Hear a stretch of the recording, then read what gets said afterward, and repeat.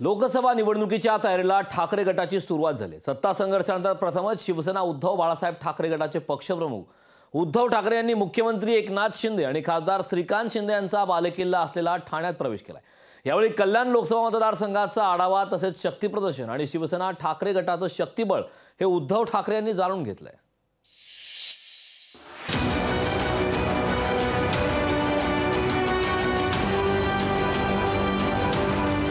मुख्यमंत्री एकनाथ शिंदे यांचे चिरंजीव खासदार श्रीकांत शिंदे यांच्या कल्याण लोकसभा मतदारसंघामध्ये जाऊन उद्धव ठाकरे यांनी घराणेशाही आणि गद्दार या शब्दांचा वापर करून शिंदे सरकारचा तसेच खासदार श्रीकांत शिंदे यांच्यावर हल्लाबोल केला। ठाणे कल्याण शिवसेनेचा बालेकिल्ला आहे असे सांगत सत्ता संघर्षानंतर हा किल्ला अभेद्य ठेवण्यासाठी ठाकरेंनी कंबर कसली।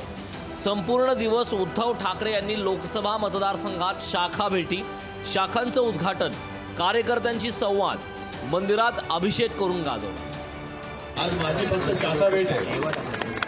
जाहीर सभा घ्यायला मी लवकर कल्याणमध्ये येणार आहे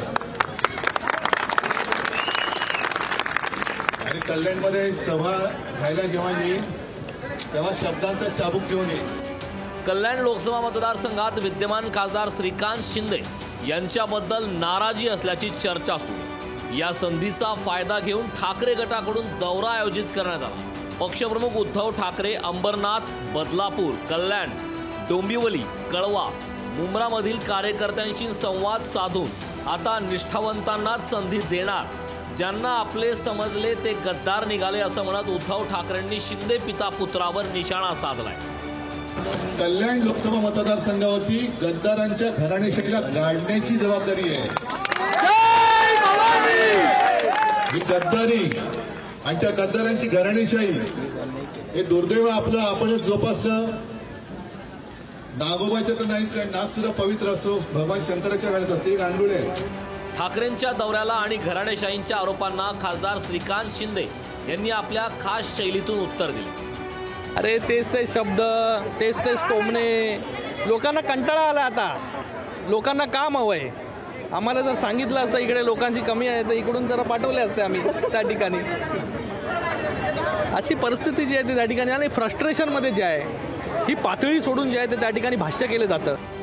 घराणेशाही, गद्दार आणि दिल्लीच्या गुलामगिरीवर भाष्य करून ठाकरे यांनी शिवसैनिकांमध्ये जोश भरला। याचा फायदा आगामी लोकसभेसाठी किती होतो हे पाहणं महत्त्वाचं आहे।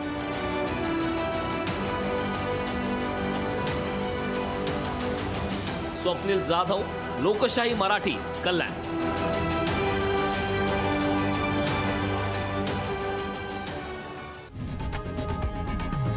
लोकशाही मराठी ऐका, पहा, जागरूक रहा।